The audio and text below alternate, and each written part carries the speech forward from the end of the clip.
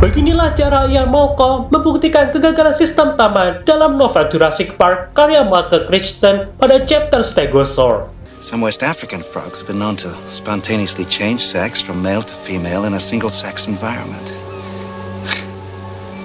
Malcolm was right. Di momen inilah, Ian Malcolm mampu menunjukkan keahliannya sebagai ahli matematikawan sekaligus ahli teori kekacauan untuk menampar segala realita yang akan dihadapi oleh John Hammond dan Dr. Henry Wu. History of evolution has taught us that life will not be contained. Life breaks free, it expands to new territories, and it crashes through barriers painfully, maybe even dangerously. But I'm simply saying that life finds a way. Penasaran bagaimana kelanjutan cerita novel kali ini? Dahlah dengerin saja versi novelnya agar kamu makin ngerti sama cerita Jurassic Park. See, here I'm now by myself, talking to myself. That's chaos.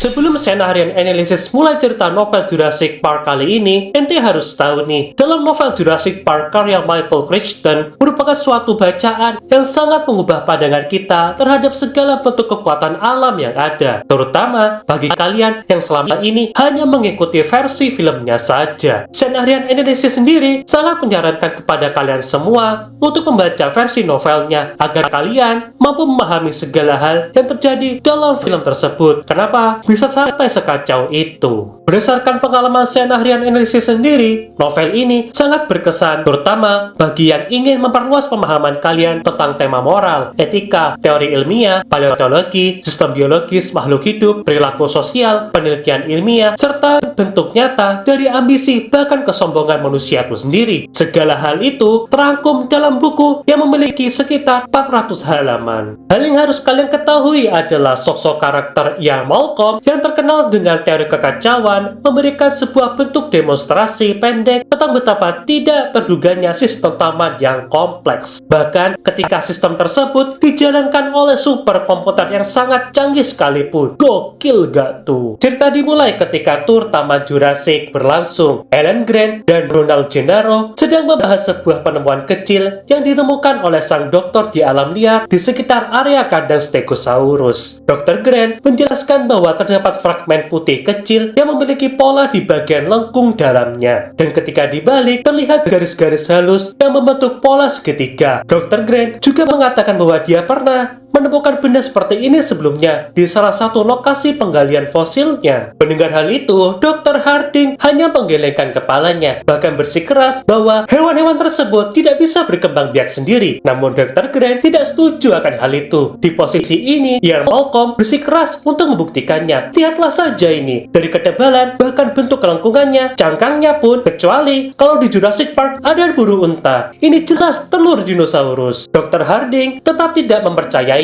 bahkan sampai mengatakan bahwa dinosaurus tidak mungkin bisa berkembang biak dengan pengalamannya sebagai paleontologi. Alan Grant sampai menjawab, "Yang aku tahu, ini merupakan telur dinosaurus." Saat mendengar hal ini, Ian Malcolm, sang matematikawan sekaligus ahli teori kekacauan, sampai bertanya, "Apakah kau tahu itu telur dari spesies apa?" Dr. Grant segera menjawabnya, "Ya, ini telur Velociraptor." Cerita beralih di ruang kontrol. Saat ini, John Hammond tidak percaya dengan apa yang ia dengar melalui radio. Ia merasa hal itu sangat mustahil terjadi karena sebuah fragmen telur kecil yang ditemukan oleh Dr. Grant tersebut berasal dari dinosaurus. Melalui radio mobil, Ian Malcolm meminta kepada Ray Arnold untuk menghitung ulang jumlah semua dinosaurus di dalam taman. Kalau begitu, mari kita lakukan sebuah tes kecil ya. Kemudian Arnold menjawabnya, "Tidak masalah bagiku." Dengan menunggu hasil laporan dari superkomputer, pada akhirnya jumlah total dinosaurus tercetak dan bisa dilihat oleh semua orang. Dari jumlah yang seharusnya 238 ekor, semuanya tercatat lengkap sesuai jumlah yang diharapkan. "Sekarang, semoga kau puas, Malcolm," kata John Hammond dengan rasa penegasannya. Sebelum ia bertanya ke bagian dapur, apakah mereka bisa melihat hasilnya di sana? Malcolm segera menjawab, "Mereka bisa melihatnya dengan sangat jelas." Tapi disinilah letak masalahnya. John Hammond terlalu percaya pada semua data yang ada, sampai dia lupa kalau komputer cuma bisa bisa menjawab apa yang dia minta, bukan apa yang sebenarnya terjadi di dalam lapangan. Saat ini, Ian Malcolm menyadari ada yang tidak beres dari hasil data tersebut. Ian Malcolm meminta kepada Ray Arnold, "Sekarang, bisakah kamu meminta komputer untuk mencari tahu jumlah hewan yang berbeda?" Ray Arnold pun bertanya, "Jumlah berapa yang ingin dicoba?" Malcolm pun menjawab dengan santai, "Bagaimana kalau 239 ekor?" Ray Arnold mengatakan, "Itu akan memakan waktu yang sebentar." Tidak lama kemudian, komputer mulai mencetak hasilnya. Awalnya, terlihat seolah sebuah dinosaurus masih terhitung sesuai jumlah yang ada. Namun, komputer mulai menemukan sesuatu yang tidak biasa. Terdapat 50 ekor yang terdeteksi di taman. Padahal, jumlah yang seharusnya hanyalah 49 ekor. Di momen ini, John Hammond langsung maju ke arah depan sampai mengatakan, "Apa-apaan itu?" Bahkan Ray Arnold juga sempat kebingungan atas hasil yang ada. "Kita mendeteksi satu tambahan lagi." "Dari mana?" tanya sang miliarder. Tapi tak seorang pun di dalam ruangan itu mampu menjawab misteri ini. Radio kembali berbunyi. Bahkan Ian Malcolm meminta perhitungan lagi. "Sekarang coba kita cari katakanlah 300 hewan." Dengan percobaan yang dilakukan oleh Arnold, ini akan sedikit memakan waktu beberapa menit. Tapi aku bisa melakukannya. Di momen ini, John Hammond benar-benar kebingungan dan terlihat mulai panik. Apa maksudnya 300 hewan? Mereka secara khusus hanya membiarkan dan mencatat 238 hewan di dalam taman. Dari mana tambahan ini berasal? Apa yang sebenarnya terjadi di sini? Tak lama kemudian, jumlah total hewan itu naik menjadi 244 ekor. "Apa artinya semua ini?" tanya John Hammond. "Komputer sedang menghitung semua hewan di dalam taman," jawab Dr. Henry Wu. Saat ini, John Hammond mulai terlihat sangat cemas. "Kupikir itu memang selalu begitu. Dennis Nedry, apakah kamu membuat kesalahan lagi?" Dennis Nedry langsung segera menjawabnya, "Tidak, karena komputer memang hanya mencari jumlah hewan sesuai angka yang dimaksudkan sebelumnya untuk fitur kemudahan, bukanlah sebuah perkara kesalahan." Di situasi ini, Dr. Henry Wu maupun Ray Arnold mulai menyadari betapa seriusnya situasi sekarang. Bahkan jumlah hewan itu semakin meningkat. Kali ini mencapai 262 ekor. "Tunggu dulu, hewan-hewan ini tidak mungkin berkembang biak, bukan? Sensor pasti menangkap tikus atau semacamnya," kata John Hammond. Ia lalu menoleh ke arah Dr. Wu. "Makhluk itu tidak mungkin bisa berkembang biak, kan?" Dr. Henry Wu berusaha meyakinkan John Hammond, "Tidak, mereka tidak bisa." Namun jumlahnya terus makin naik menjadi 270 ekor. "Dari mana mereka berasal?" kata Ray Arnold dengan rasa tidak percayanya. Dr. Henry Wu hanya menjawab bahwa ia sendiri juga tidak tahu. Angka itu terus bertambah, kini menjadi 283 ekor. Bahkan perkataan tercengang pun muncul dari mulut Donald Gennaro. "Mustahil, masih berapa banyak lagi ini?"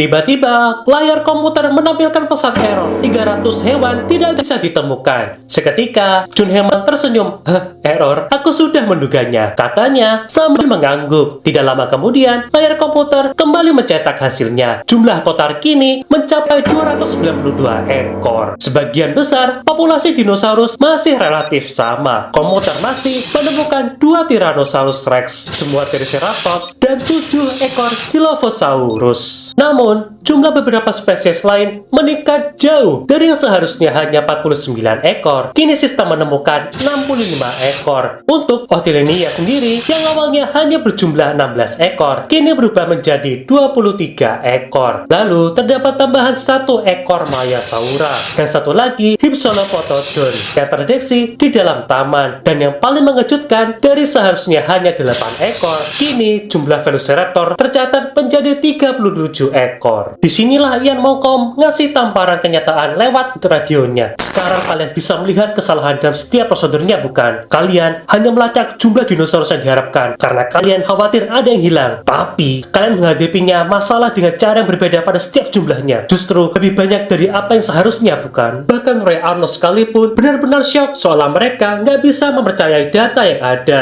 Namun Malcolm menegaskan bahwa setiap dinosaurus memang bisa berkembang biak di dalam taman. Robert Muldoon menyampaikan bentuk kekhawatirannya. "Ini berarti ada Velociraptor yang berkeliaran bebas di dalam taman, bukan?" John Hammond mencoba menenangkan semua orang di dalam situ dengan mengatakan bahwa peningkatannya hanya berupa kecil pada beberapa populasi saja dan tidak ada yang perlu dikhawatirkan, kan? Namun, Dr. Henry Wu tidak bisa menerima cara berpikir dari John Hammond. "Kamu tahu apa artinya ini, bukan?" kata pada Hammond. "Tentu saja," jawab sang miliarder. "Artinya, kamu telah membuat suatu kesalahan besar." Radio kembali berbunyi berbunyi. Kali ini, suara Alan Grant terdengar dari ruang kontrol. Kurasa ini membuktikan bahwa proses berkembang biak sedang terjadi di dalam 7 lokasi berbeda di pulau ini. Ya, kita tahulah meskipun tidak pernah diperlihatkan secara langsung dalam film Jurassic Park tahun 1993 pun, Anda selalu menganggap momen pertemuan komputer OLED yang Malcolm ini sebagai salah satu bagian yang sangat kuat secara penulisan dan juga sangat menarik untuk diikuti. Data yang selama ini sangat dipercaya oleh para teknisi Jurassic Park tentunya kini mulai berbalik melawan mereka, dan terlihat jelas bahwa ada banyak sekali celah dalam sistem tersebut. Meskipun begitu, sebagian besar karyawan taman tetap percaya bahwa mereka masih bisa mengendalikan hampir semuanya dengan cara yang sempurna. Pihak InGen sekalipun merancang Pulau Isla Nublar untuk berjalan secara efisiensi dan hampir sepenuhnya bergantung pada komputer yang otomatis. Sayangnya, hal ini justru menyebabkan berbagai macam kesalahan dalam sistem yang bisa dianggap sangat kacau. Well, sekian beginilah cara Ian Malcolm membuktikan kegagalan sistem taman dalam novel Jurassic Park karya Michael Crichton pada chapter Stegosaurus. Nantikan alur cerita novel Jurassic Park edisi selanjutnya. Terima kasih telah mendengarkan segala isi alur cerita Jurassic pada video ini. Jangan lupa untuk selalu mendukung channel YouTube Sam Aryan Analysis agar algoritma YouTube selalu merekomendasikan segala bentuk konten pembahasan Jurassic Park pada channel ini.